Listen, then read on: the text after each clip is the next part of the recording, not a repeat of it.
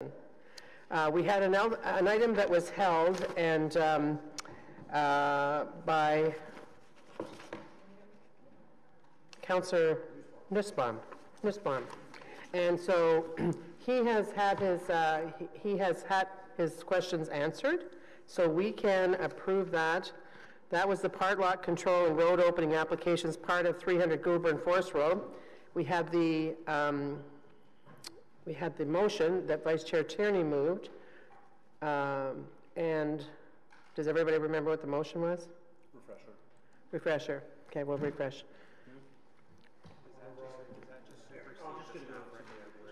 Yes. Yeah, he's fine. Okay. Yeah. So, carried? Kind of. 1, 2, 3. Okay, and then on the part lot control and road opening applications, part of 300 Goulburn Forest Road, is that carried as amended? Carried. Good. There you go. Okay, so now we go to what the people are sitting here listening for. Oh. Oh, yeah. But I'll yes, thank you. Well, I've got 2 of them now. Lucy brought you one. Thank you. Because I really have to drink this. But I drink the other one. Okay, so item number 3 is the official plan and zoning bylaw amendment, 1026, 1038, 1040, 1050, and 1054 Hunt Club Road.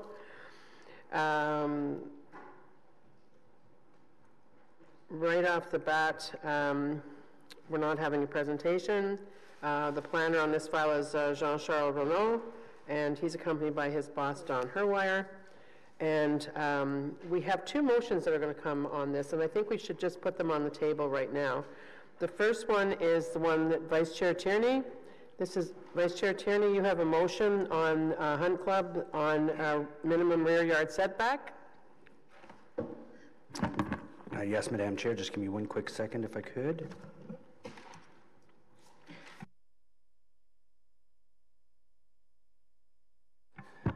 Forgive me, Madam Chair. Whereas the report recommends zoning change to the lands known municipally as 1026, 1038, 1040, 1050, and 1054 Hunt Club Road, where it's been deemed advisable to make the changes to the zoning provision to give flexibility to the development should the proposed hotel building be replaced by a residential apartment building instead. Therefore, be resolved that document 3, details of the recommended zoning of the report, be amended to add the following text to section 2.c. 5. The minimum rear yard setback on the apartment dwelling is 3 meters. Be it further resolved that there be no further notice pursuant to subsection 3417 to the Planning Act. Thank you. And then we have one that Councillor Brockington is going to be moving. You want to put that, read that one out? I'll just put it on the public record now. It's something I'm considering and may put on. But be it resolved that document 3, details of recommended zoning be amended to reduce the recommended maximum permitted height from 26 meters to 20 meters, such that both buildings cannot exceed 6 stories. Be it further resolved that any further details on document 3 be revised to implement the recommended 6-story development. And be it further resolved that there be no further notice pursuant to subsection 3417 of the Planning Act. Just put that out there because we're going to hear from delegations and they should know that before they speak, but that's something I reserve the right to move further when we get there. And I thank you for both stating those motions, because I think it's important when we have an opportunity and we have them in advance that the public hears from it. So our first speaker is Peter Brimacombe. Peter Brimacombe. Welcome, Peter. You're the Secretary of the Hunt Club Community Organization. And thank you for your comments in advance. Have a seat at that first mic. Luke said to put up an image of the road there. That's it. So take your mic and put it right in front of where you're going to be speaking. Okay, that's Thank you. Thank you, Luke. This is 3 minutes, 30 seconds. I'm Peter Brimacombe, the Secretary of the Hunt Club Community Organization. The Hunt Club Community Organization is opposed to the development. The Hunt Club is the busiest, the most heavily used road in the city. It's at capacity. The proposed development will reduce its capacity increase the risk of accidents, and reduce its reliability. Considering the effects it will have on Hunt Club Road, all aspects are negative. U-turns, no traffic lights, no turning lanes. The only entrance is from the eastbound lane. It's on a steep downhill slope. The existing road is the most complex intersection in the city. The Airport Parkway goes over the road just to the east. There are 8 ramps to connect it to Hunt Club Road. You can see that up there. Just to the east, there's an exclusive bridge for buses. It has 3 ramps to connect it to Hunt Club Road. The existing design works. At the very least, the proposed development will be a burden on the road, causing delays and unsafe conditions out of proportion to the traffic generated. At the worst, the proposed development will cause accidents, which cause massive delays. A secondary parallel road to service the site would mitigate these negative factors, but there is no such road. The number of vehicles generated is small, but they will impose a burden on the rest of the traffic out of proportion to their number. These negative effects will come to light on future projects. When you widen Hunt Club Road, adding bus lanes to Hunt Club Road, widening the Airport Parkway. The proposed developments will add extra costs and delays. Okay, in addition to the transportation problems, there are the concerns the people that live on Bartlett Private, which is just across on the other side of the road, where the proposed development is a little part in red. Just on the other side of the road is Bartlett Private. Right now, they look across the road and they see mature trees, but they will be cut down. The people there are concerned that the proposed development is out of character with the existing buildings on the south side of the road. Right to the west of there is a church. It's a 1-story building, it's a big 1-story. And to the left, to the west again, there's a retirement home, and that's a 3-story building. Okay, so it's worth noting the people on Bartlett Private get out to Hunt Club by a proper intersection with traffic lights and turning lanes. And they don't generate a burden on the road. Conclusion, at the least, the proposed development puts a burden on Hunt Club Road out of proportion to the number of vehicles generated. At the worst, it causes accidents which cause massive delays. The proposed development will destroy mature trees. It's out of character with the existing buildings on the south side of the road. The Hunt Club Community Organization is opposed to the development and urges the Planning Committee to turn down the application. Finished? Oh, I got 2 minutes left. I'm finished. You have 1 minute and 24 according to mine, but who's counting? Well, I think just in that minute, the picture tells the story. This is underneath the Airport Parkway, there's traffic lights, you can't see them. And it's working right now. There's the traffic, there's huge traffic goes through, and mostly without problems. There, that's my minute.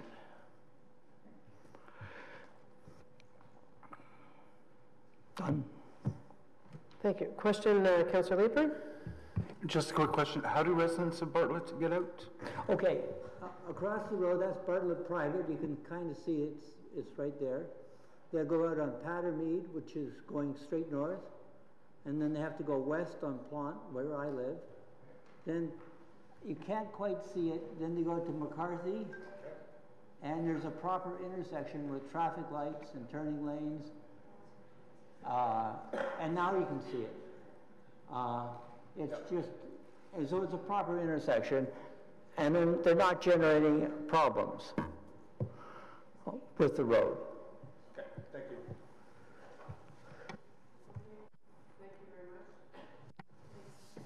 Thank you, sir. Next up is Barb Shea. And you have sent in your comments ahead too, which is great. Thank you very much. Following Barb is John Sankey.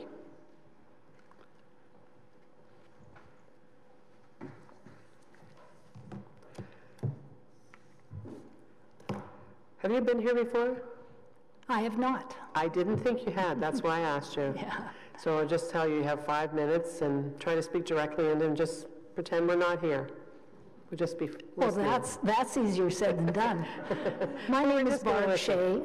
I am a resident of Bartlett Private. I represent 10 homes in our community.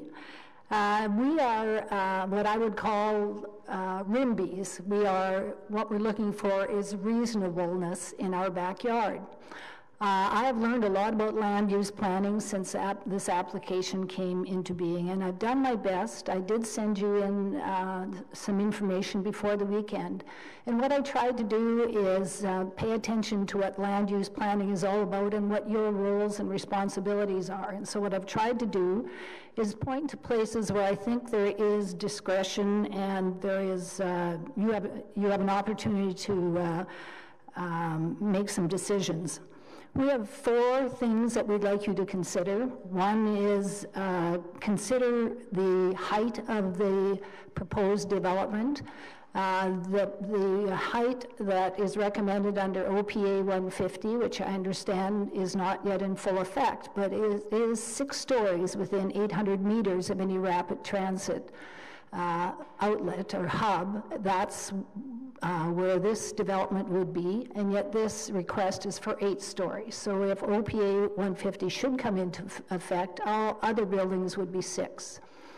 Other developments along Hunt Club for great distances are no greater than 6 stories. The second thing that we'd like you to consider is to delay a decision on this pending what I understand to be called a community transportation study. And when I look at the information on that, those studies are often commissioned when you have a particularly busy intersection, and there's a number of parameters that I'm sure the city could speak to. But I think that's something that should have been conducted in this case, and it was not. The third thing we'd like you to consider is the impact of traffic, and I did send you the information. I've been speaking to people within the city, and I also looked at the transportation impact study done by the developer's consulting firm, and I've drawn figures from there as well. Just to give you a sense of the traffic count from the speed display board just west of this development on Hunt Club, for 3 months last year, the number of vehicles was 1.4 million vehicles in 3 months. So that means 5.75 million vehicles go down Hunt Club on that side of the road, and they will be trying, along with the vehicles that are coming out of the development at 1 to 2 per minute during peak periods. They're going to be trying to share the same road. And the fourth thing that we'd like you to consider is directing the retention of more trees to meet the newly approved urban forest management plan. I've come for the first time because I believe in public engagement, and I appreciate your attention. We watched this morning. I know you have difficult jobs. I also know and I expect that you come to each of these decisions with kind of an open mind. You have a recommendation. We've done our best to put forward, I think, some reasons that you should see another perspective other than what you see or added to what you see from the city. So we also believe that things like the OPA was done with sort of a larger vision of what things would look like around rapid transit hubs, and we'd like you to consider sticking to that vision. I'd like to thank you for your time and consideration on behalf of my husband and I and my neighbors and the community and the millions of commuters that will be driving down along Hunt Club this coming year. Thank you. Hang on a minute. Councillor Brockington has some questions. Thank you, Madam Chair, and thank you, Ms. Shea, for coming, to you and to Peter before you preceded you for the file today, and thank you for your engagement and involvement for the past year or so. We've been talking about Hunt Club Road in particular, and certainly when this file went public. Could you live right across the street. You live on Bartlett Private, which is on the north side of Hunt Club. So you're already aware of the current issues of Hunt Club. Can you just talk about your major concerns with Hunt Club Road and how this development will contribute to some of those concerns? Sure. So actually my interest as I listened to traffic began before I knew there was an application or before the application came to be. And I started to make queries both of your office and the city as to maybe it's a simplistic question, but I was interested in what the vision was for Hunt Club, how much traffic we thought there would be, or the planners thought there would be when the road went into effect, and how much there is now. And there wasn't a straightforward answer, but I did learn a lot, and since we know about this development, in particular this section between the Airport Parkway and the intersection up on the top end, which is McCarthy and Downpatrick. My concern is, well, of course there's lots of traffic. It's a major heartless, soulless arterial road. That's just the way it is, and that's how you get people across this part of Ottawa. But my concern is the level of traffic in that area. There are, I believe, 9 in and out accesses in that one block, which is kind of unusual on a major arterial road. The intersection of Airport Parkway and Hunt Club is an LOSF. I mean, I've learned more acronyms. So if you got that on your report card, you wouldn't want to show your mom and dad, because it means that the intersection, it fails during peak times. And now we would be adding substantial traffic at peak times right onto there. So we're not saying don't develop. We are asking for a smaller scale of development to help make so that people can access, help reduce the chance of incidents and accidents. That would be my concern on the road. I have concern about pedestrian safety too, but I don't think you're really asking about that. When this road was widened, there are a number of spots on Hunt Club Road between the Parkway and, let's say, Riverside that have had sound walls installed. You have a sound wall on the south side of the Bartlett property. Has that been effective, and what are noise levels like now? Well, I know that it's certainly a lot better than having no sound wall. I can't speak to effectiveness. I guess the question I would ask of you or of the city is that sound barrier up to current standards? And I don't know the answer to that. So that sound wall has been there since we moved in 2003.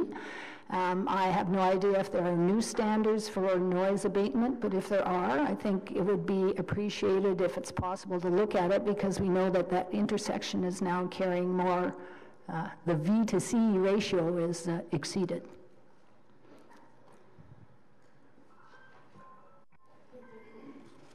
Thank you very much.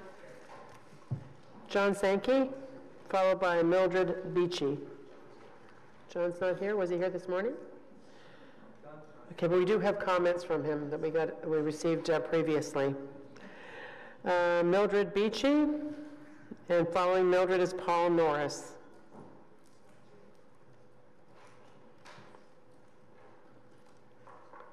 Thank you for sending your comments in ahead of time too.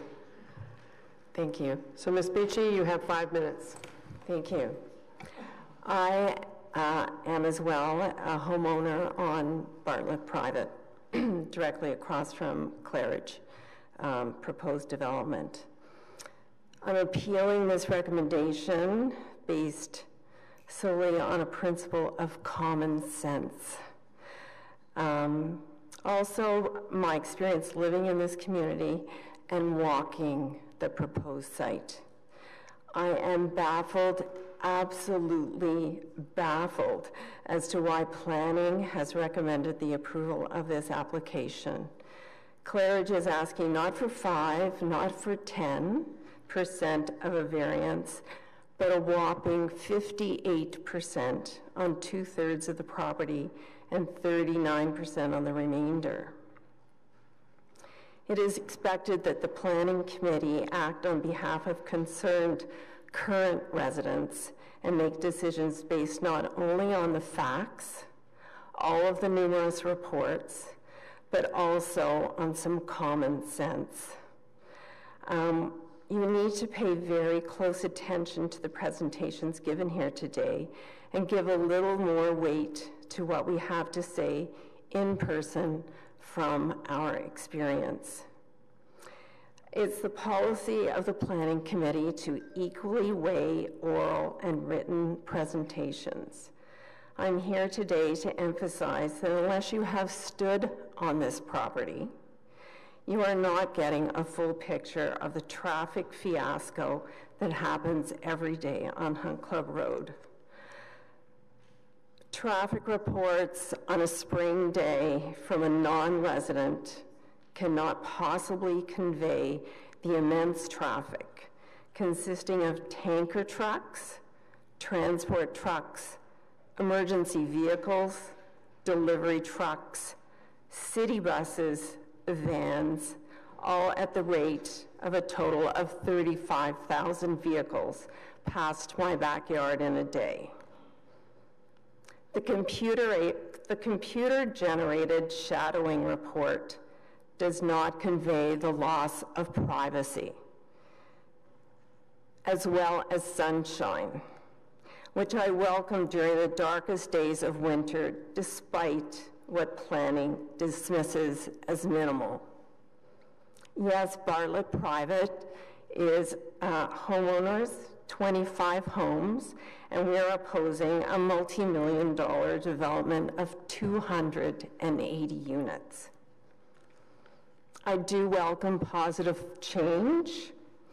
The present property has 3 houses, and Claridge does build beautiful retirement homes.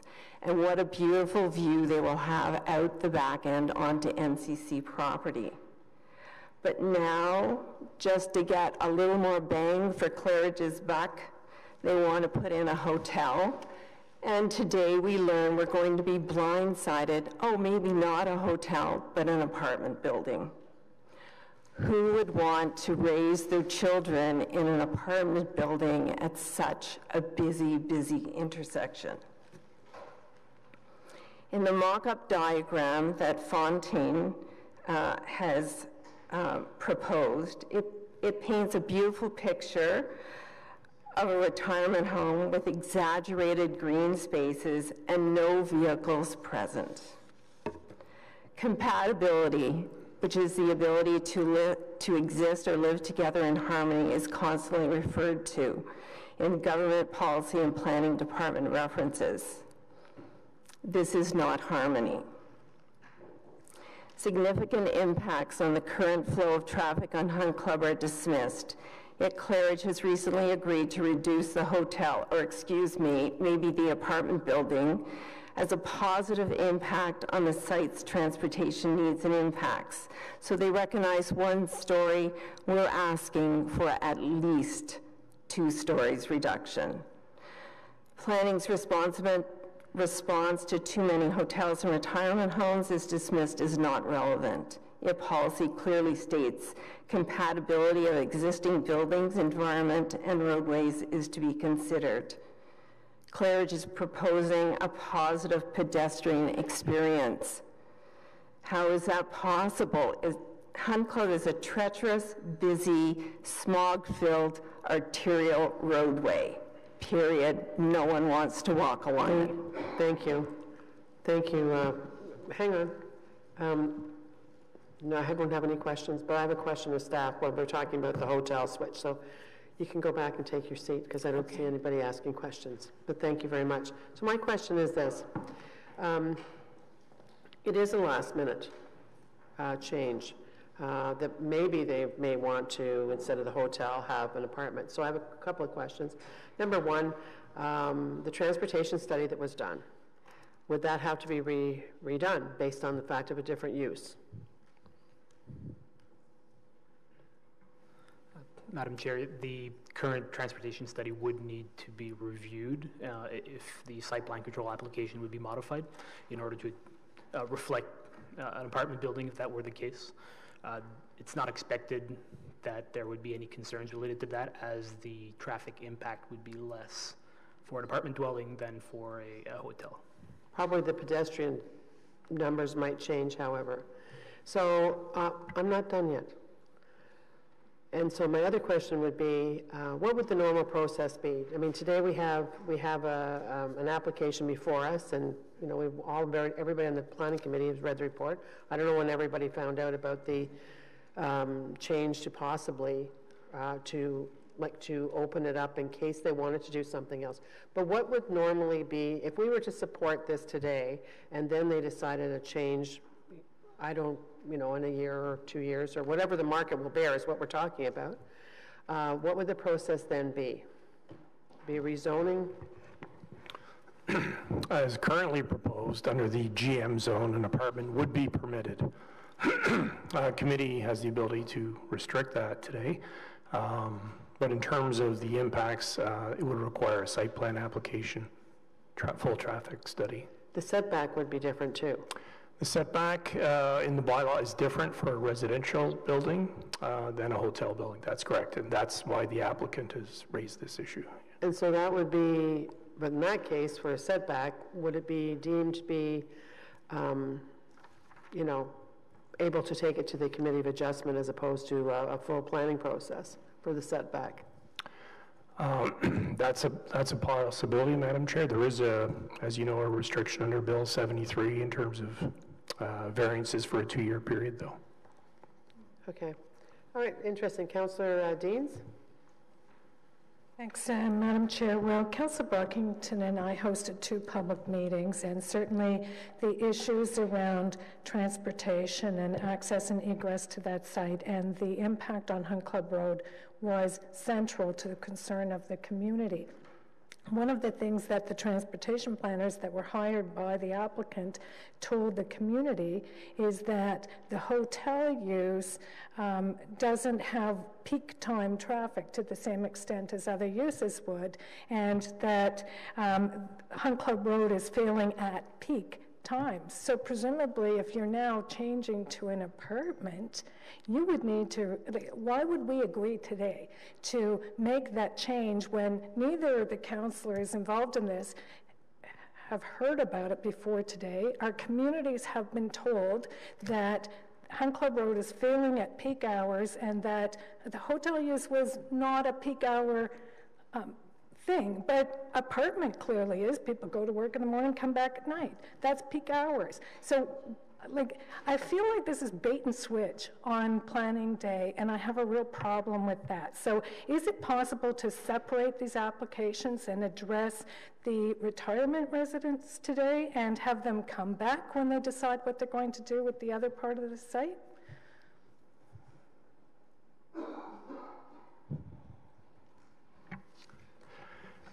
It's certainly possible, and under the authority of Planning Committee to do so.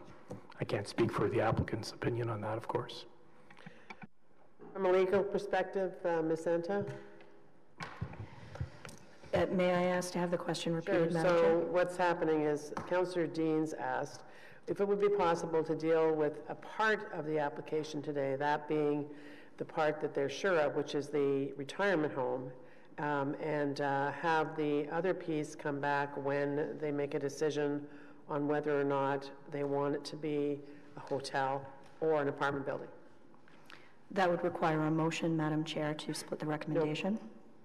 But it's possible, is what I'm saying. It is possible, yes. Madam Chair. Thank you.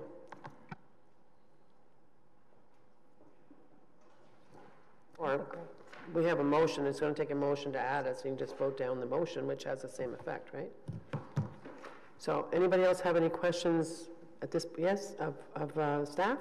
Yeah, just a quick question. So if the applicant in this case did build an apartment building instead of a hotel, and I'm certainly open to the idea of not dealing with this afternoon, but would that trigger Section 37 of the Planning Act?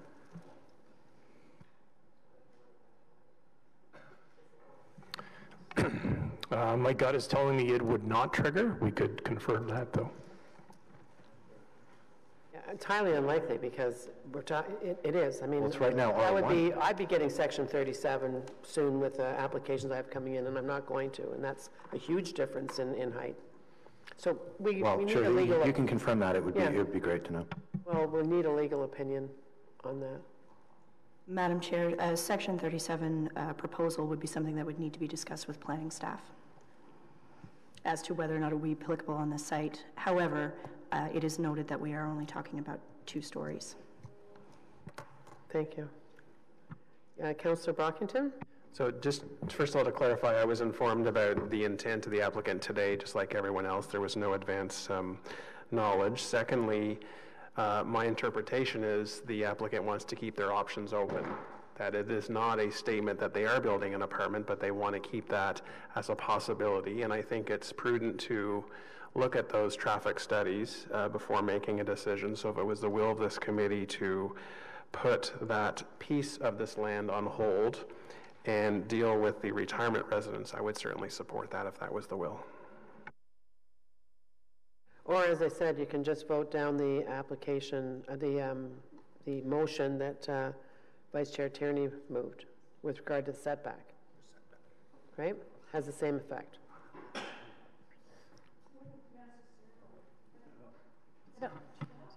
It wouldn't necessarily have the same impact, because once you've said no to it, they couldn't come back. I mean, I think what we're saying is we would like to have more information before we consider that. We're not saying no to it, so we're not saying necessarily we want to vote it down. We're just saying we'd like more information, so we'd like to separate it. They're way ahead on the retirement residents from where they are on the other part of the site anyway. They haven't really populated their thinking on the rest of the site. So I think the most prudent thing would be just to split it for today and address the retirement residents, ask them to come back when they have more information on the other part of the site. Well, it's an option, for sure, but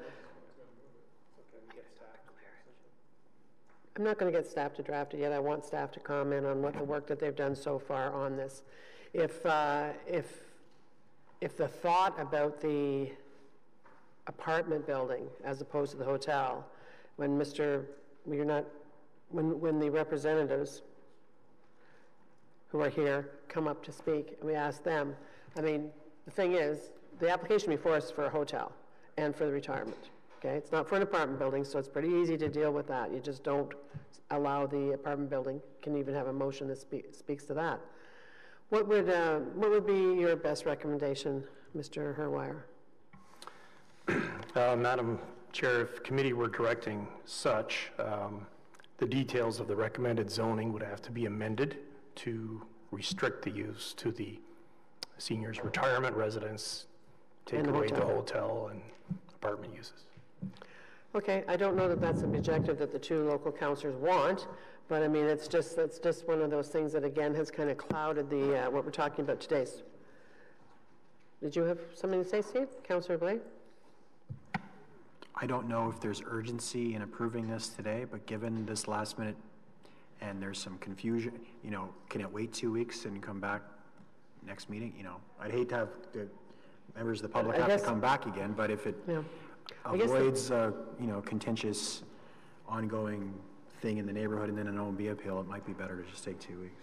I think the problem is that we just got this motion this morning. And if we had not, we would have been dealing with the application as it is, which you have consulted on.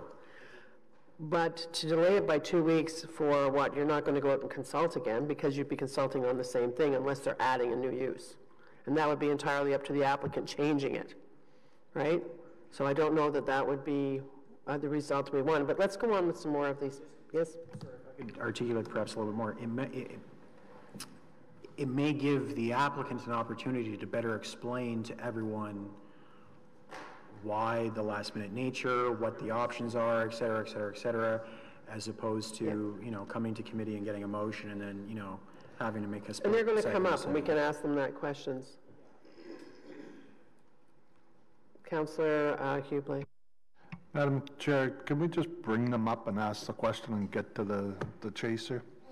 Because I think I hate to say this, but I also agree with Councillor Deans. I think at the last minute like this, we may want to hear from the applicant as to what they want to do with their application before we vote on something that's pretty flexible right now. Would that be possible to, because if there's other people here that are in line to comment, they may want to hear the answer from Claridge before they come up and make their comments. We'll go with the list. That's what we usually do. Okay, we just have a few more people, actually. We have Paul Norris, but it's a good idea, but we have a list. Paul Norris, who's president of Hunt Club Park Community Association, and then followed by Rosemary Clark, and then the applicant.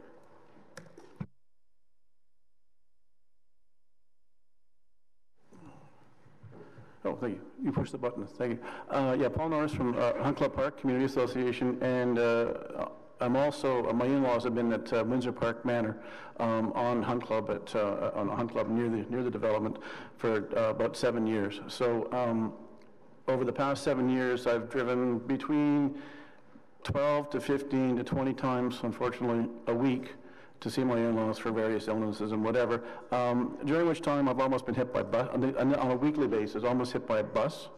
Oftentimes a bus making a turn, a right-hand turn off of Downpatrick. When I'm making my left turn at the U-turn, that is silly, but making the U-turn, you almost get hit by a bus, or you almost get hit by cars who don't come to a complete stop or jump the light. Pedestrians are also dangerous to watch during the summertime, and during the summer as well, bikes are also difficult to see. So when you make the U-turn, it's a very short light. When you make the U-turn to head back east on Hunt Club, you're competing with all modes of transportation, foot, bike, bus, and car.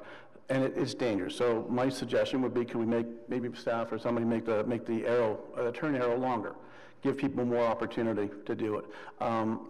And also at the other end, at Bridle Path, when one goes down, when one makes the U-turn at Bridle Path, when you go east and you want to go west on Hunt Club, you go down, you make the U-turn, just the way the construction of you make the U-turn, when you want to do the U-turn, the median from on the north side of Hunt Club, where the little median is too small, so the lanes are very tight. So if you have a small car, you're fine, but if you have an SUV, it's difficult. You end up missing the turn, and especially in the winter, there's snowbanks, so it's very dangerous. If one brings in the apartment building, the traffic is going to go through the roof, and I'm not sure everybody, like everybody else, would first time to hear it. But those U-turns are very dangerous. And the other issue that I have is, last year I was involved in the environmental study with the widening of Hunt Club of the Airport Parkway, which is going to be 2020, 25, 2022, whatever, going to widen the Airport Parkway. I was involved in the environmental study.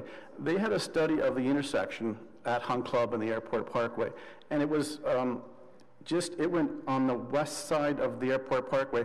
It stopped just far enough to get the bike lanes, because they're building new bike paths on the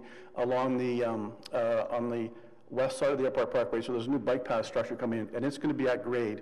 So they have in that area right there. So I would ask, would it be possible for somebody to look at widening or looking at the Airport Parkway, the feasibility, the environmental study, to widen it out a couple of 100 feet down to include the new Claridge development, and also north, or also east towards Bridle Path, to include those two areas, because now all of a sudden we're introducing a lot more traffic, which wasn't looked at 2 years ago during the environmental study.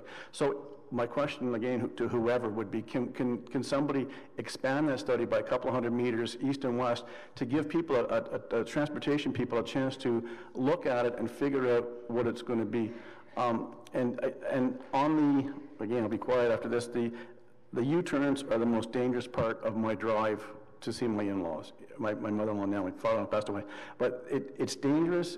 You always, like 3 or 4 times a week, I'm almost in an accident. And I'm not it's one of those things. I'm not saying I'm not being careless. I'm just being a normal driver. And it happens quite a bit. And it's just dangerous.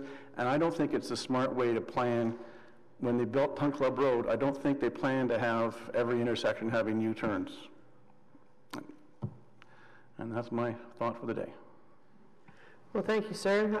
I don't know if anybody has any comments on that, and if you don't, that's fine.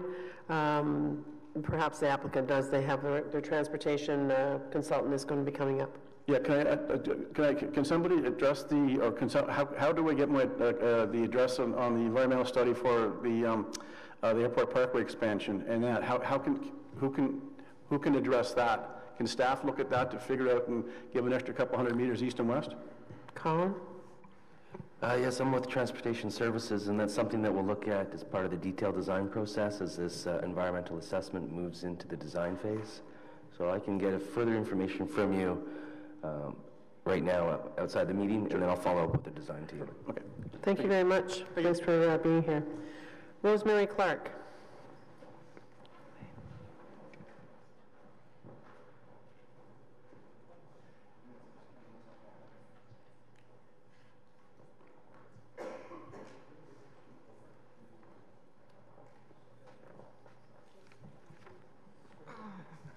Good afternoon. Thank you for letting me speak, Madam Chair.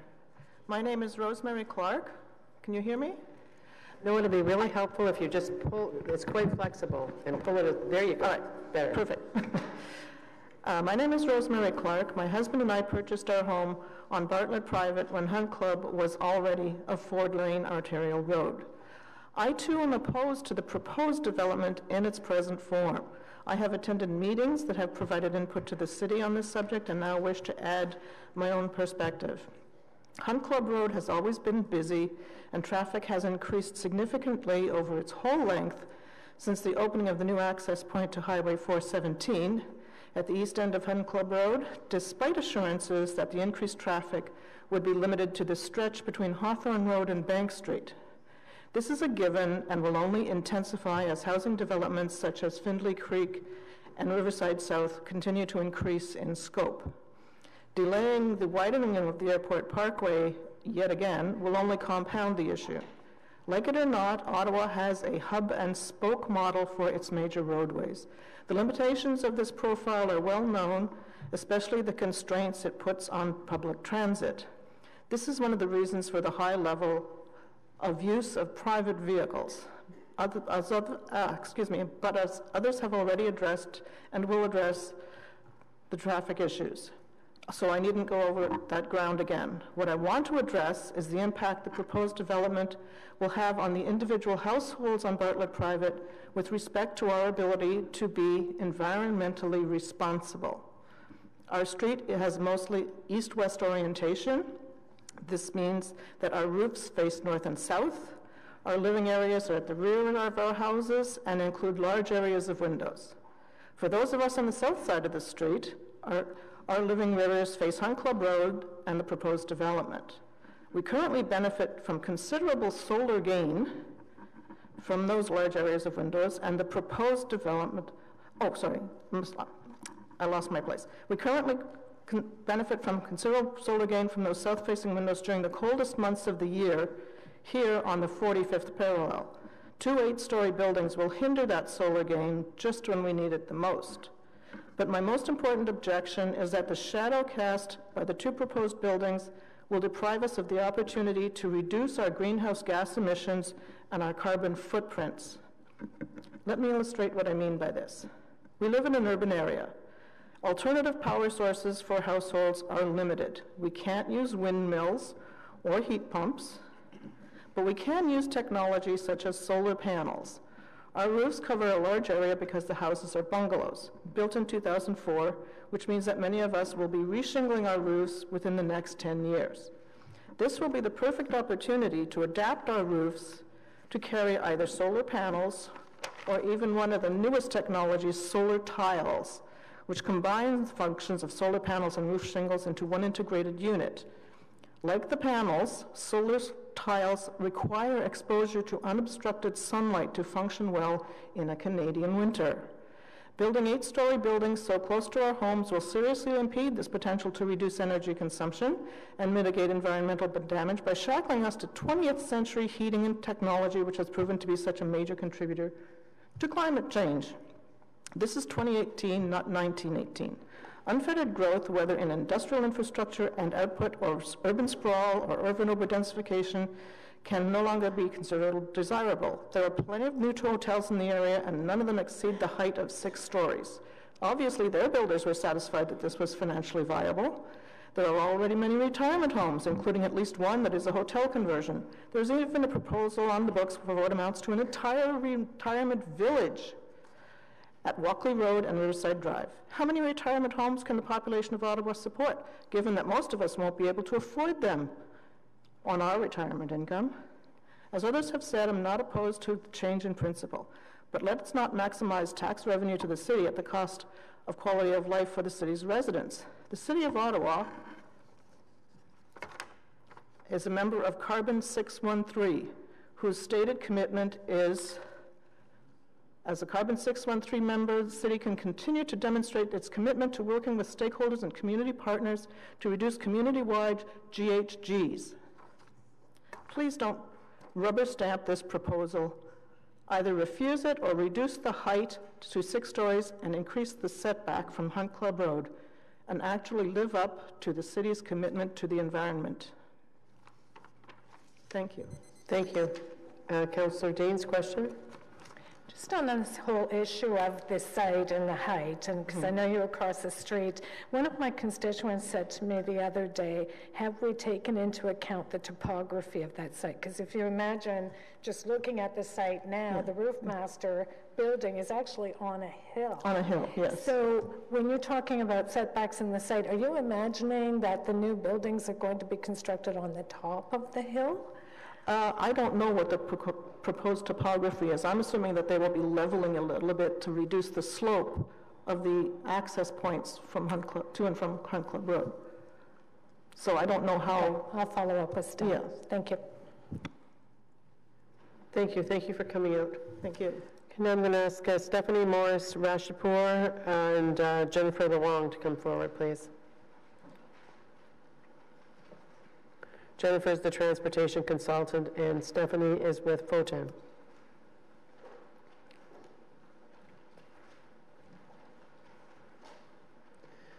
Welcome.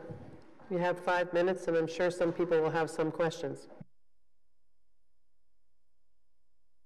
You have to press, yeah. There were a couple of points that have been raised that I'd like to address. The first one would be with respect to the building height and the possible motion to be made by Councillor Brockington. I'd just like to walk you through our approach to deciding whether, in our professional opinion, the building height, the land use, and the density proposed would be appropriate for that site. So one of the things that we looked at was the surrounding context. So this is a relatively isolated site compared to a lot of urban sites. Across the street, there's low-density residential, so it's separated by Hunt Club Road by a substantial distance. Then to the east side, you have the Airport Parkway. To the south, you have the Green Belt, where we know there's going to be no development. And then on the other side to the west, there's an institutional site, which is separated from any proposed development on the Claridge site by surface parking. So with that in mind, we thought that this would be an appropriate area for intensification and some additional building height. We also looked at the fact that it has access to an arterial road, which Ms. Luong will go into with a little bit more detail, and the fact that it's close to transit. So we're within 550 meters of existing and proposed light rail transit, which will be coming down the pipes in the future. So this is an appropriate site for additional density and height as compared to other areas that would have similar uses and zoning along Hunt Club Road. I'd also like to highlight the fact that just to the northeast, within the South Keys Mixed Use Center, you'd have building heights of up to 12 stories. So we thought that locating 8 stories in this location would be an appropriate transition as you move westward along Hunt Club. With respect to the last-minute motion for the rear yard setback, what we had spoken to in our planning rationale was an official plan amendment and zoning bylaw amendment to allow for a mix of uses. The site plan application speaks to a retirement home on one side and a hotel on the other side, but really what's before you today was a request for a mix of uses on this site, and so that would include as well an apartment dwelling. We see that as an appropriate use. We also see GM zoning throughout the city where someone could go in and develop a property based on the parameters in the zoning with a number of different uses. So we're not entirely sure why an apartment dwelling would not be a permitted use in this case. It seems to be that the traffic would be analyzed at the site plan stage. Ms. Long can speak to the type of report that would be prepared at that stage, but from what I understand, it would be similar to what has already been prepared, and it would speak to the change in the use. Thank you. Well, I don't know if anyone has any questions, but I'm sure they do, but I just think that the problem that we have today is this is very last minute. It's entirely last minute, and that's a surprise. I mean, we all prepared to come to the planning committee based on the reports, and we don't allow, and I'll tell you, Ms. Nedden, Mr. Smith, Mr. Willis, myself, we don't allow, or Vice Chair Tierney, don't allow reports to come forward that aren't ready, and we don't think that are fully ready to come forward. This one was ready, and what you did really by last minute, that's what the game changer is here. So we have, before any questions go on, I'll just let you know that Vice Chair Tierney has another motion to put forward. And please explain a little bit. We'll get, Mr. Wayman, Don, have you seen this motion? Okay, can we get a copy of the motion to JC and Don Herwire, please? You don't have a copy? Okay. Yeah, Madam Chair, I think it's easier if I just read the motion first. First of all, sure. I'm withdrawing the original motion that does have the 3-meter setback, so that is now withdrawn. But the new motion, which will ensure that it gets circulated right now, I think is going to satisfy some of the items that we've heard here today. Whereas the report recommends zoning changes to the lands known as 1026, 1038, 1040, 1050, and 1054 on Club Road, where it's been deemed advisable to make the changes to the zoning provision to give flexible development, changes on the fly here, to the proposed hotel building being replaced by residential apartment. Instead, therefore, be resolved that document 3, details of recommended zoning report, be amended by adding the following text to section 2C. D, that the holding provision be added to the zoning permitting a hotel but not restricting for the purpose of an apartment area be lifted subject to the acceptance of a traffic study for the apartment confirming no adverse impacts to the operation of the road network to the satisfaction of the general manager, planning of infrastructure and economic development. Be it further resolved that no further notice pursuant to subsection 3417 of the Planning Act. So the holding provision, I think, is the main item in there, Madam Chair. So before we go any further, we're going to all get a copy of that. When do we see that happening? 2 minutes? Okay, so we're just going to take a pregnant pause, or not a pregnant pause. We're going to take a pause. We're going to all get a copy of that. And also, staff, please make sure that Don Herwire has a copy in JC.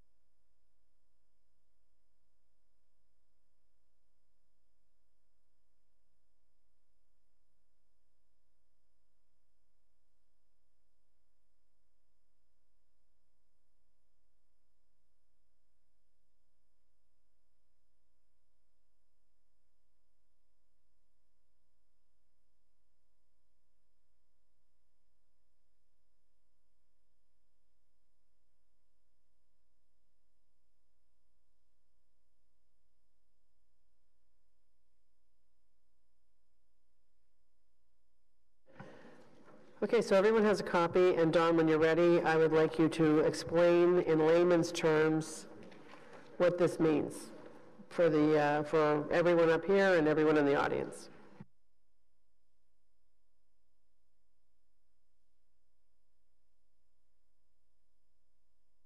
Don still doesn't have a copy. Okay. Drink?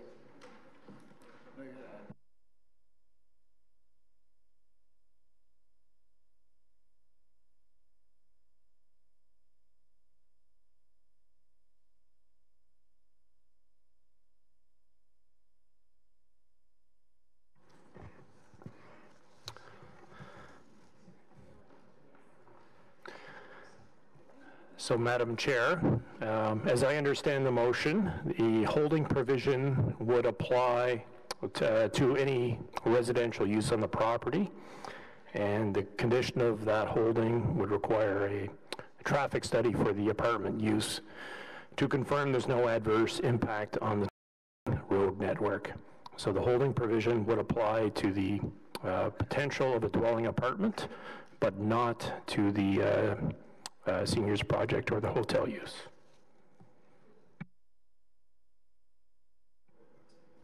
And sorry, I also understand the motion to for the setback. The setback has been withdrawn. Yes. So that if it were to be an apartment, it would be set back further from the rear property line. Right. Councillor Deans. Well, just one thing. I mean, I think this is good. I think this addresses like the last minute bait and switch on the floor and makes sense. The only thing that I'm just not 100% sure about is that the traffic study confirming no adverse impacts on the operation of the road network is to satisfaction of the general manager, and I'm just wondering if that's normal. Like, would it not be normal that the community would have a chance to review that if they wanted it could come to planning committee, or is that still possible if they lift delegated authority from the general manager, or is this how you normally do that? How we normally, sorry. Madam Chair, yes, through site plan control, these are the kinds of things that staff would be approving. So, but if it's through site plan control, the ward councillor always has the opportunity to lift delegated authority and bring it if he doesn't agree with the general manager. Is that correct? That is correct. Okay, thank you. But I think you weren't here this morning when we got into this, because it's come up, this is the third time now, that it doesn't give God-given rights to the local councillor, that at some point the director of planning, myself, or the general manager can bring it forward to the planning committee if there's just, undue delays that are more. I just don't want to give God-given rights to the general manager either. That's all. Yeah, but the bottom line is, the motion, does everybody understand it? Sure. How is the roadway functioning presently? Well, it fails like everything else does. That's my point. If the roadway is failing, how do you define an adverse effect? Failing is by default the worst it gets, so how can you make it worse? Madam Chair, Ms. Luong will be speaking to the access and egress from a transportation perspective, so I'd like to turn it over to her in order to respond to that question. I had a 5-minute presentation prepared as well. Is now the time to do that? So I'll direct my question then to the general manager, since they'll be the one deciding. If the road is already, what would be considered an adverse effect from the general manager's perspective? Or Colin will be providing the advice on that, so from Colin's perspective. The level of service target for vehicles in this area, because it's so close to the rapid transit station, would be a level service D. And currently the intersections in this area are in the E and F range. So we would be most concerned about safety issues and any way to really boost the sustainable modes and connections that way. So the focus really should be on the connections to the rapid transit station and on safety. Sure. Okay. I'll let the local councillor deal with it, but it basically, you can't make it worse because it's already as bad as it gets, therefore the holding provision is useless. But we're not gonna rate worse, okay? At this one, so we already know that the top 10 worst intersections, almost half of them are directly related to Barhaven traffic, and some of them do include Hunt Club. But we have more traffic on Woodruff Avenue coming out of Barhaven than we're talking about at this location, which is phenomenal to me. I'm shocked by it. Okay, before we get back into talk about the Airport Parkway and where it sits in relevance, I think that we just need to come back and circle back to this. So you have your presentation. Okay, thank you. I just thought I'd review quickly first the transportation documents that have been prepared to date to attempt to address these concerns. So initially there was a transportation impact study prepared in May 2017, and that is a more detailed level of study than the community level of study. It goes right down to intersection level. So it has more information than the community study does. Following that, there was an addendum prepared in September to address staff comments, asking for more detailed analysis at Hunt Club and Daze and Bridle Path, which that was provided.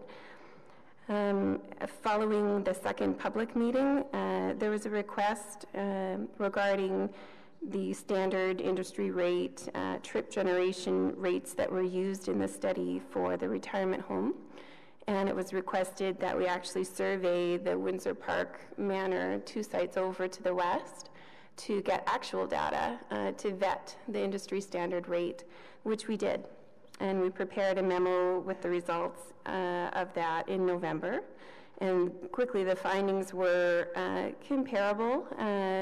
The industry rates were found to be a little bit low in the morning. We had estimated for the retirement home less than 10 vehicle trips an hour. The survey results, when we prorate it based on the number of units, so that retirement home's 135 units, the proposed one's 150, so we prorated up. So in the morning, there would be 20 additional vehicle trips compared to what was identified in the study.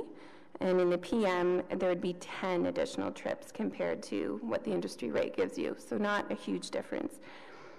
Following that, there was a letter to staff prepared in December to address councillor concerns regarding the U-turns and possible mitigation measures that could be taken, including the provision of a mid-block median brake, so uncontrolled U-turns, as well as possible signal timing modifications at Downpatrick and McCarthy, and or turn restrictions, perhaps no right turn on red during different times of the day, as well as a review of other comparable arterial intersections around the city where U-turns do occur, and more frequently. We looked at collision data to see if there's a connection. Following that, there has been email correspondence prepared earlier this month to respond to more councillor inquiries regarding the volume of traffic to be added, as well as the impact to queues along McCarthy and Downpatrick as a result of increased traffic on Hunt Club. Just to quickly, I guess, summarize the findings of our study. Find that the retirement, and I guess based on the updated survey data, would contribute around 30 vehicles an hour in the peak, and the hotel would be in the order of 80 vehicles an hour during the same time, so a total of 110 vehicles an hour in the PM peak at full build out of the site, and that equates to about 2 vehicles a minute, or just under. The effect with respect to the U-turns, it would be adding 6 to 8 additional U-turns at Daze and Bridle Path, which currently the count showed that there's about as many people doing it today. So it is increasing that. That would be an additional vehicle doing the eastbound U-turn every 7 to 10 minutes. And then at McCarthy and Downpatrick, there's a few more U-turns anticipated there just because of distribution, we think, of the traffic coming to and from the north via the Airport Parkway. So there it's more in the order of 14 to 17 additional U-turns so 1 extra car every 3.5 to 4 minutes. So currently at Daze and Bridle Path, there are left turn lanes and a fully protected turn phase, as well as a southbound right smart channel. So all of those things currently provide for U-turns happening there today. And at McCarthy and Downpatrick, we have a single left turn lane with a protected and permitted phase. So I get an arrow, but I'm also allowed to go on the green ball if I find a gap that's acceptable. Fully protected phases are usually when you have dual left turn lanes or there's a visibility issue, there is historical collisions or high through traffic. Your time's up. But, Councillor Brockington has some questions. Okay. Thank you, Madam Chair. And you've attended the public sessions that Councillor Deans and I have co-hosted. You've heard from people who actually live in the area, work in the area, visit family members in the area, that the U-turn, the reliance on U-turns now is not ideal. Many people think it's unsafe now to begin with. We are not disagreeing with the volume of traffic on Hunt Club and that many intersections are failures, and at peak times the road just doesn't adequately move traffic. We look at your proposal in isolation of everything else. Some people might say it's reasonable, right? But we have to factor in what the current challenges are and what this will do, how it will compound those types of issues. Just for everyone's understanding, there's the proposal development there. If you are exiting this site and you want to go westbound, you will need to turn right, past the airport park. This is under the bridges. You cannot do U-turns here. You're going to come all the way up here to Daze. This is Daze, and that's Bridle Path. This is the South Keys Mall, so you have lots of cars turning right. So every time I go to the mall and someone abruptly stops to do a U-turn, there's a near accident. And as I'm leaving here to come home, as I take the Parkway home, you're looking due east. You're making sure that there's no oncoming traffic. You're not looking at the guy that's doing a U-turn here. So collision stats might be low, but I can tell you on a daily basis there are near misses. If I'm coming from the airport, I'm a tourist, I'm going to come off, I'm going to come here, and I go, hey, there's my hotel, how do I get in there? I got to go all the way down here to McCarthy, and this is Downpatrick, and I'm going to do a U-turn here. Heavily used bus stop here, lots of pedestrians from the south end, and again, I'm going to come all the way back and come in here. So what I've looked at with staff and Claridge is, could you do a median block? This is the Windsor Park Seniors Residence here. And you can't do it here because there's a left-hand turning lane to go northbound on the Parkway. So wouldn't be wise to do that here. But if you did it here, you could actually serve Windsor Park, but you could also allow people to get into that property now. So that's something that's been proposed.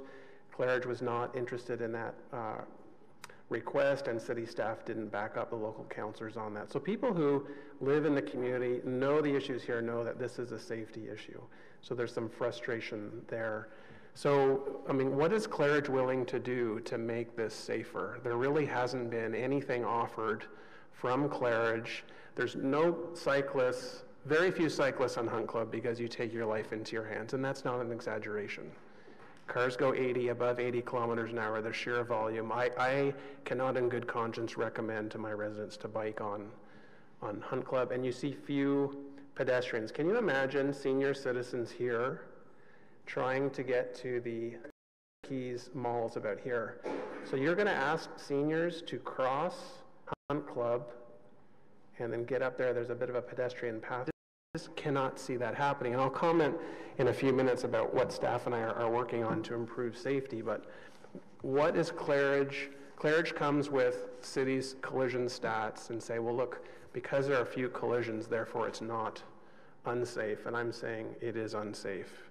People who live in the community, who are experiencing this every day, know what those challenges are. And that's why the transportation issues with this particular proposal has been the biggest sticklers for me, and Councillor Deans can speak for her residents as well. So is Claridge willing to put anything else on the table at this time, just on all safety?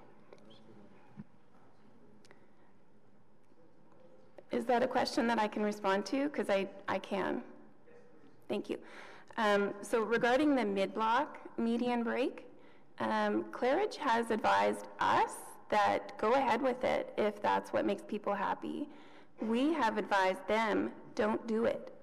It's unsafe. It is more unsafe than doing it at a signal. At a signal, I can make it safer. I can give you full protection so you don't get the chance to decide, is that gap big enough for me or not? You can't go. You only go on your phase. Or I can make peak hour or all-day turn restrictions if residents are comfortable with that. People turning right on red out of Downpatrick, so you take the bus factor out of it as well. There are ways to make it safer at that signalized intersection than throwing it to the wind and letting people judge for themselves mid-block with nothing to help them. Is it safe to turn now against that 1,500 vehicles per hour opposing me? I don't think it's a good idea. Madam Chair, just on that note, because staff and I have had a number of discussions about a mid-median break, when the example I always give is the one on Riverside Drive in front of the St. Pat's home. Very similar distance between Brookfield and the Mooney's Bay entrance. 2 lanes of traffic in each way, similar heavy volumes, heavy at rush hour, northbound, heavy going southbound in the afternoon. In front of the St. Pat's home, we have a mid-medium break, no traffic light. Very similar situation to what the consultant's referring to. Why is it okay to have a mid-median break on Riverside Drive, but not on Hunt Club Road?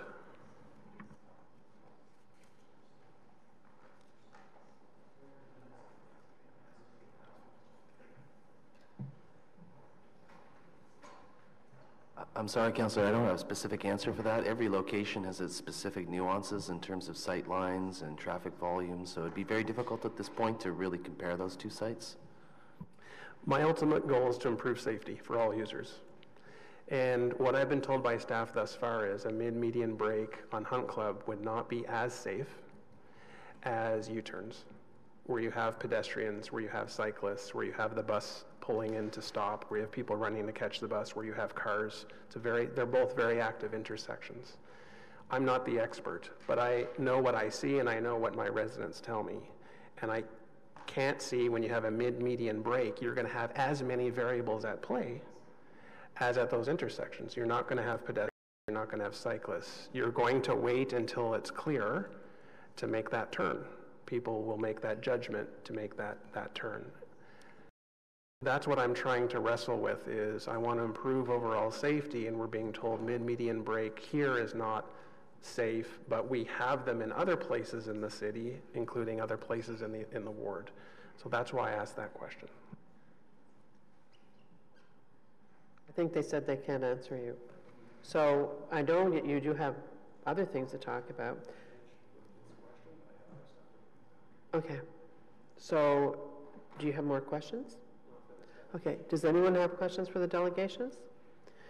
Thank you for coming today. Do you want to go back? Councillor Deans, did you want to speak, or did you want, or should? When we get to the speaking part, I want to speak. I actually have one question for staff. Perfect. So we're at questions and speaking part now. Councillor Deans. Thank you. Awesome. I just want to follow up with something Colin spoke about earlier, because I think that's really important.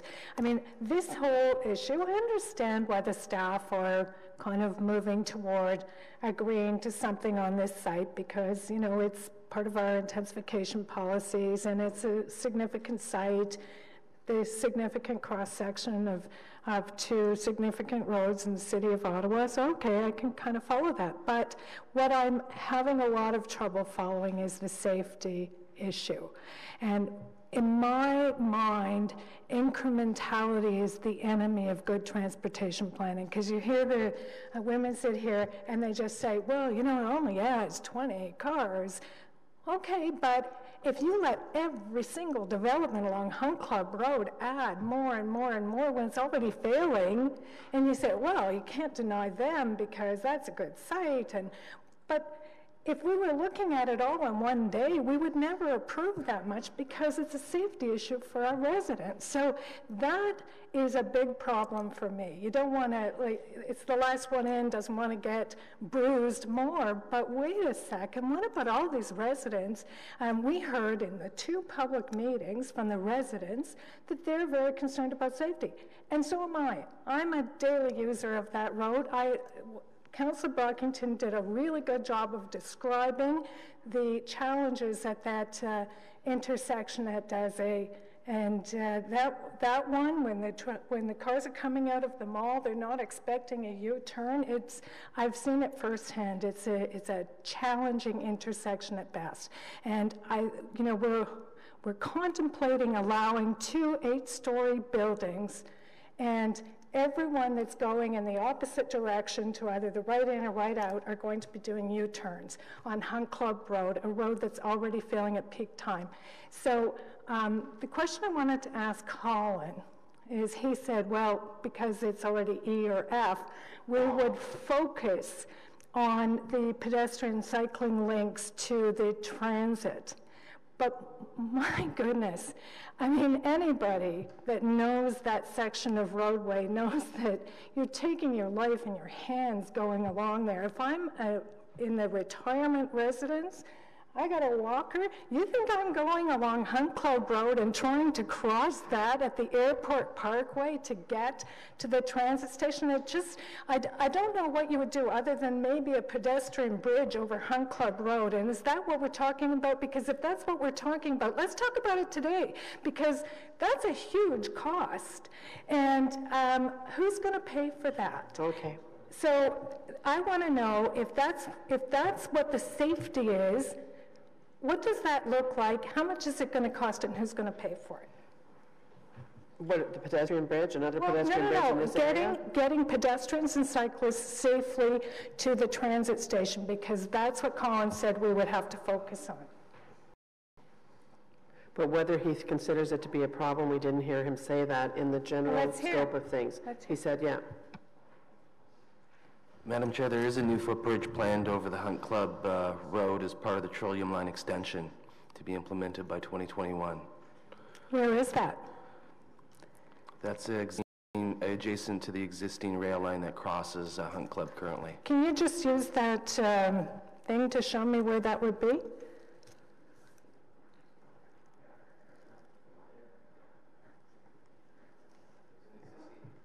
There's an existing rail bridge right here for the Trillium Line, and the footbridge would parallel this structure here as part of the Trillium Line extension.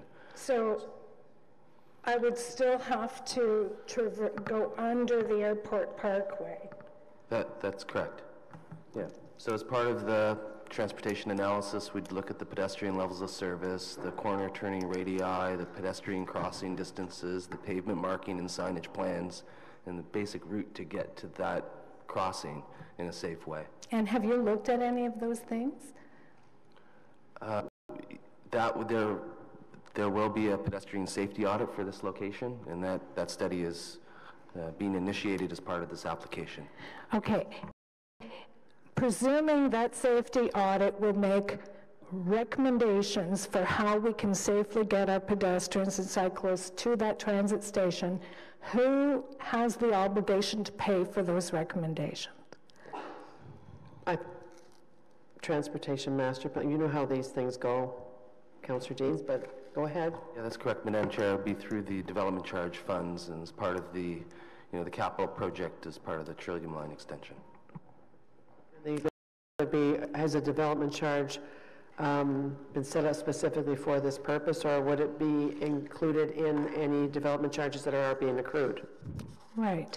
Like if we're creating a safety issue for pedestrians and cyclists, do we assign that to the developments that are creating the issue? Okay, so first of all, we're taking a large leap here and assuming that this is the worst place in the city, and if they do a study, it's going to bump up to the top. We all know that that is not the way things are done here. We know that there's so many, whether it's crossing guards or whatever the process is, in our capacity, we have the ability to do X amount of work, and we do accrue development charges for projects.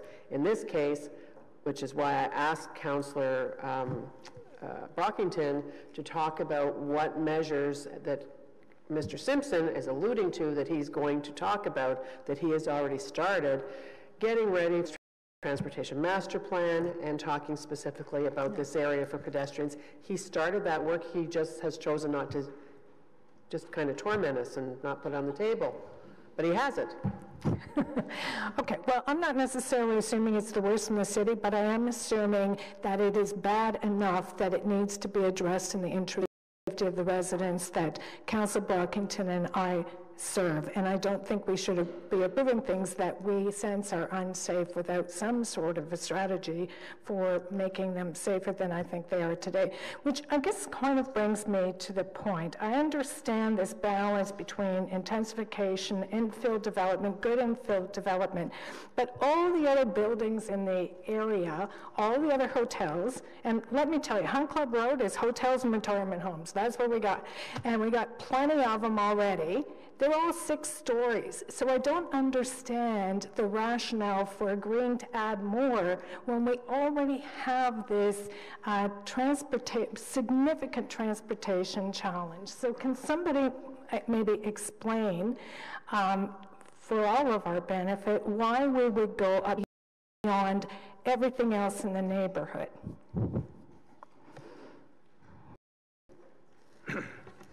Thank you, Madam Chair. I'll start, and perhaps Colin and JC can fill in any blanks. So certainly, we heard earlier, it's a TOD area. That's where, you touched on the, competing interests in the official plan. So it's transit supportive. These are the kind of areas where we want to see intensification. The site is also unique, as we heard earlier. If you look at some of the other seniors projects that touch right on to the backyards of homes, perhaps an 8 or 9 story would not be appropriate there. I'd suggest it wouldn't be. This site is very unique, as we heard, and we have to look at the impacts and compatibility, and it's staff's opinion that there is no impact in terms of that.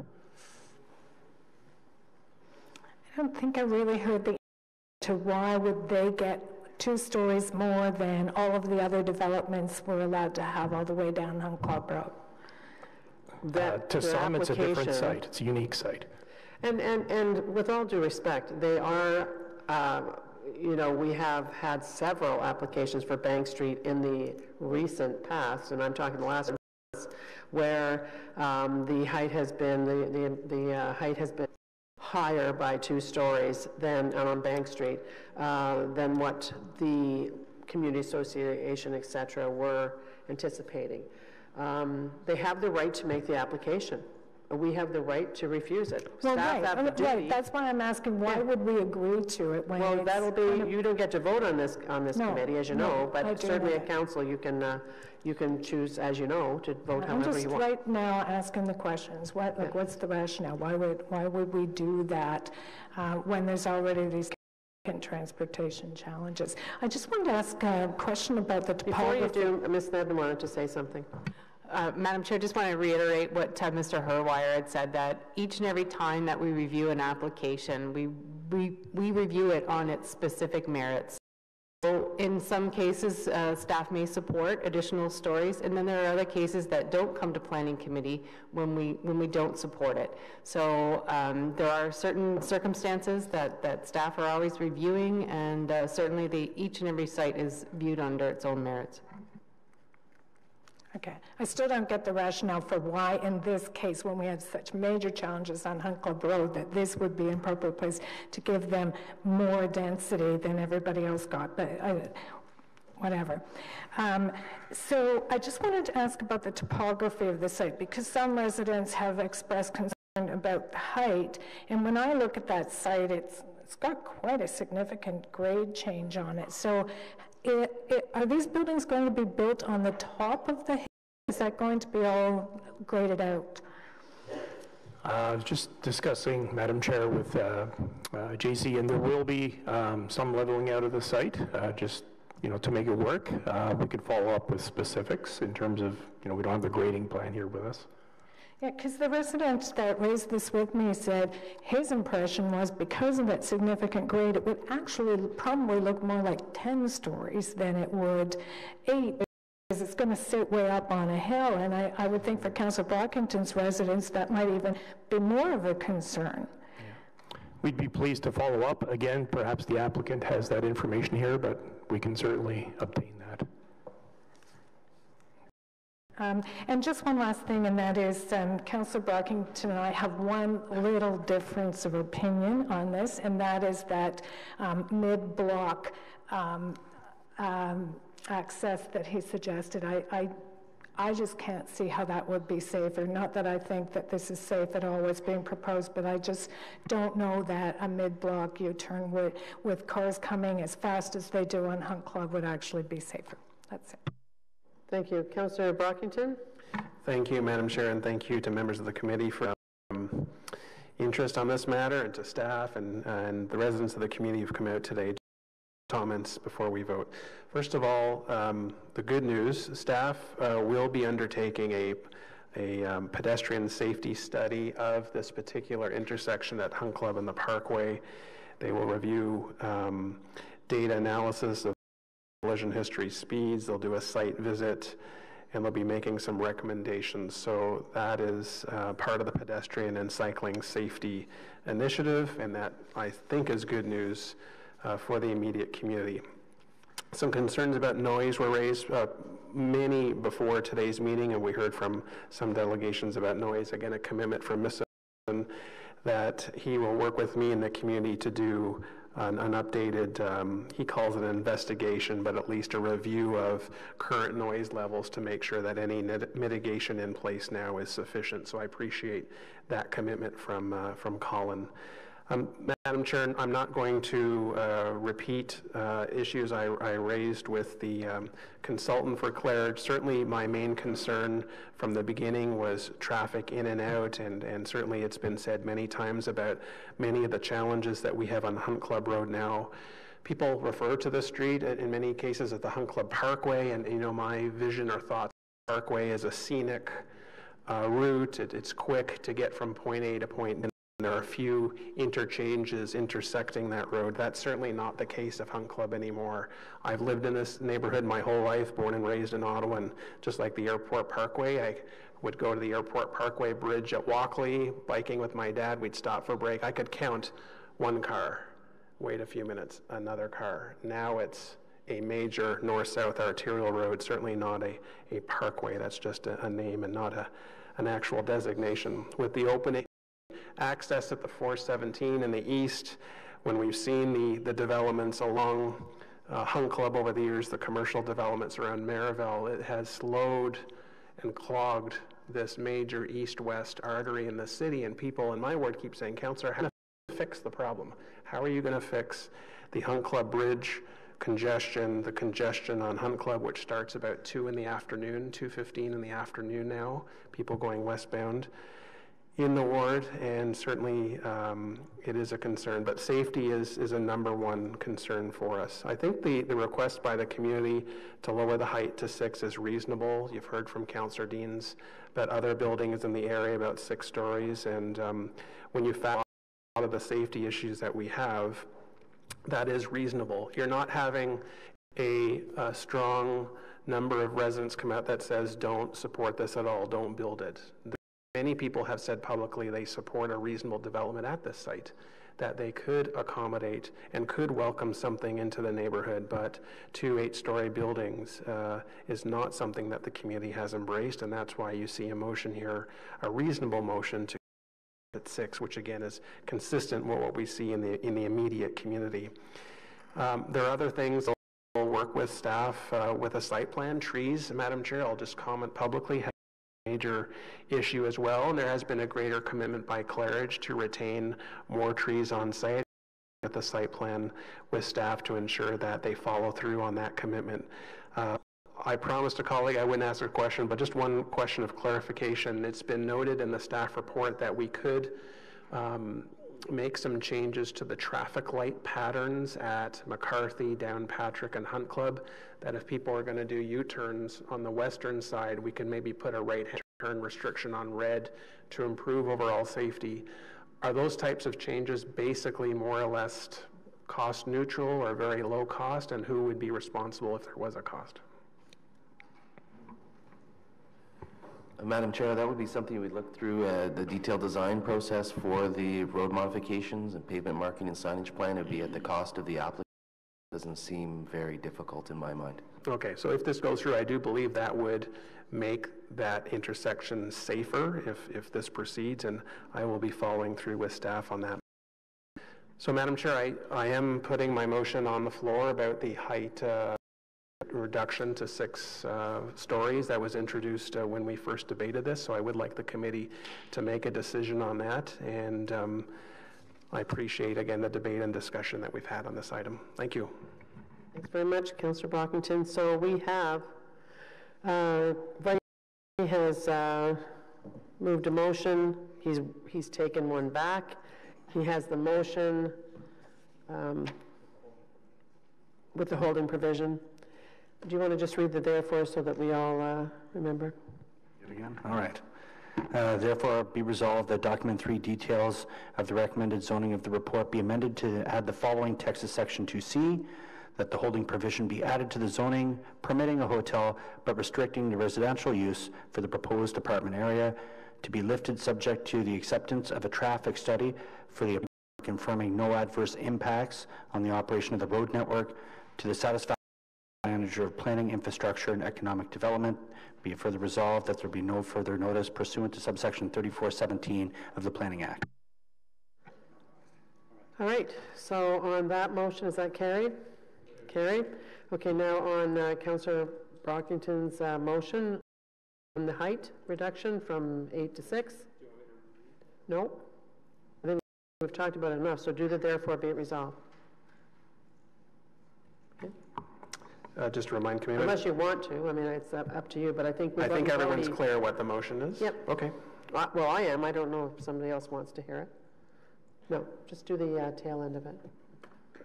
Well, they're all therefore clauses. Be resolved that document 3 details of recommended zoning be amended to reduce the recommended maximum permitted height from 26 meters to 20, such that both buildings cannot exceed 6 stories.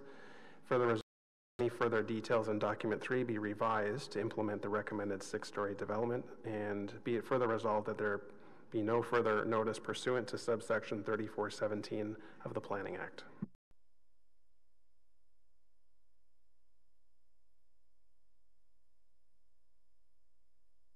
Ayes and nays. Councillor Blais? Councillor Brockington? Yes. Councillor Shirelli? Yes. Councillor Cloutier? No. Councillor Hubley? No. Councillor Leeper? No. Councillor Nussbaum? No. Councillor Kadri? No. Vice Chair Tierney? No. Myself, no.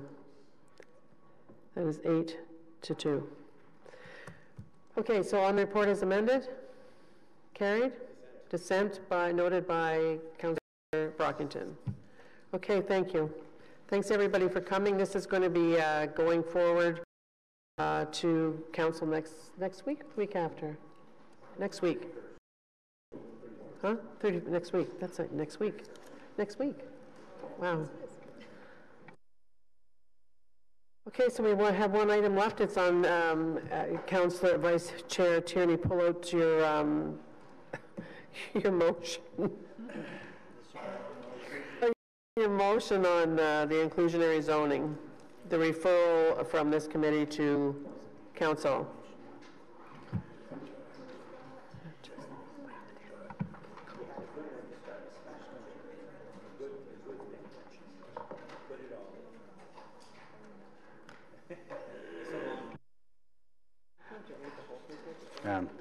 That's therefore be resolved. That's in front of you.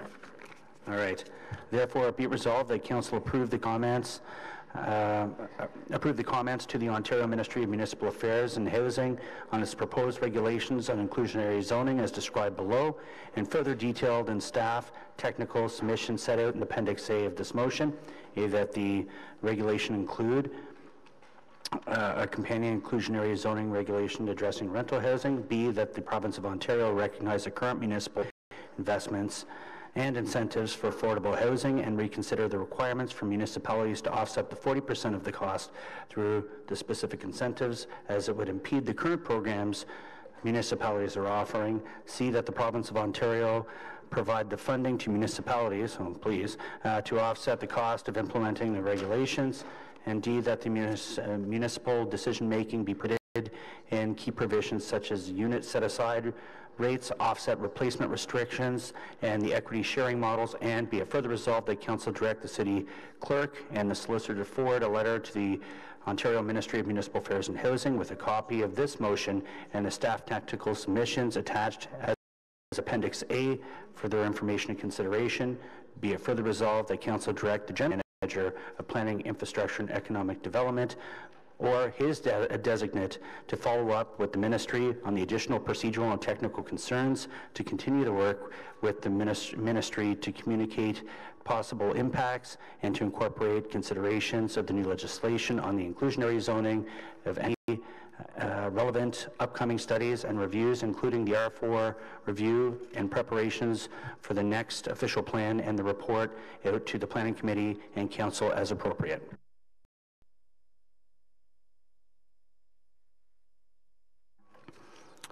And also be it resolved that the following motion be referred to the City Council meeting of January 31st, 2018 for consideration.